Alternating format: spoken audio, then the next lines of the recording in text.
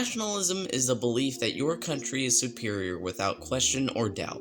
In some cases, nationalism can inspire people to break free from a foreign oppressor, for example, the American Revolution. But sometimes nationalism can cut a country out from the rest of the world. A reform movement is a type of social movement that aims to bring a social or political system closer to the community's ideal. It is the belief held by many citizens that just as the society is the creation of the people, the improvement of society rests with the people. The world used to refer to Korea as a hermit kingdom because it limited interaction with other countries. All of that changed when Japan began war with Korea. Korea suffered through many years of attacks from the hands of Japan. The warfare strategy Japan used was not only a destructive battle, but it was also a political scheme to control Korea's system of governing its people.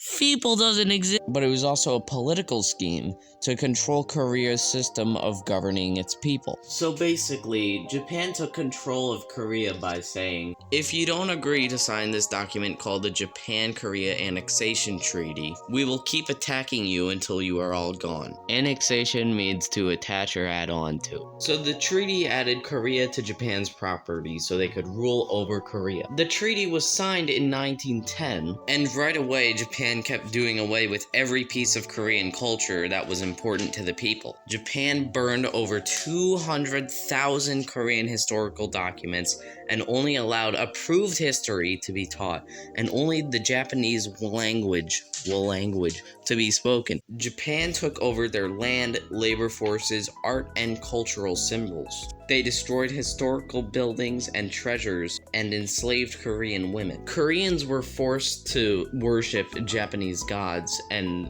they were scared to worship their own. Over the many years of Japan's occupation, the new colonial government began creating an image that looked down upon the Koreans' outdated, undereducated, filthy ways. They promoted the Japanese ways as a cultured civilization of a gracious, intelligent, and modern society. Then the new government began shutting out any families that didn't have Japanese last names. As the Japanese enforced the shutouts, they made a new law that allowed Koreans to choose new Japanese surnames if they wanted to, and in the end, at least 84% of Koreans changed their names. Not all Koreans cooperated with the colonist government. Many of the Koreans fought or protested for reform. Some proclaimed Korean independence during the March 1st movement in 1919 with demonstrations. The Japanese forcefully ended the protests, but the Koreans wanted freedom and independence, so they began to call for reform. As World War II began,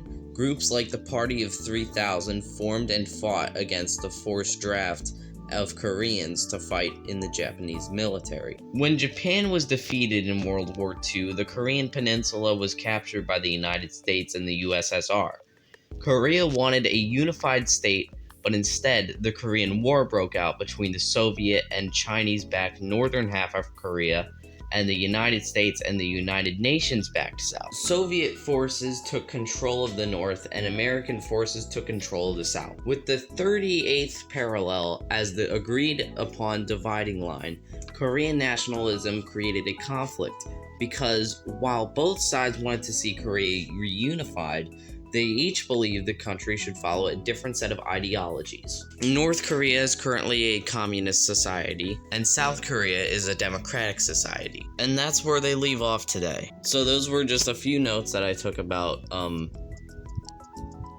nationalism. So if you're watching this on YouTube, this was just a class project. Don't take this video seriously. It sucks, I know. But anyway, have a good one.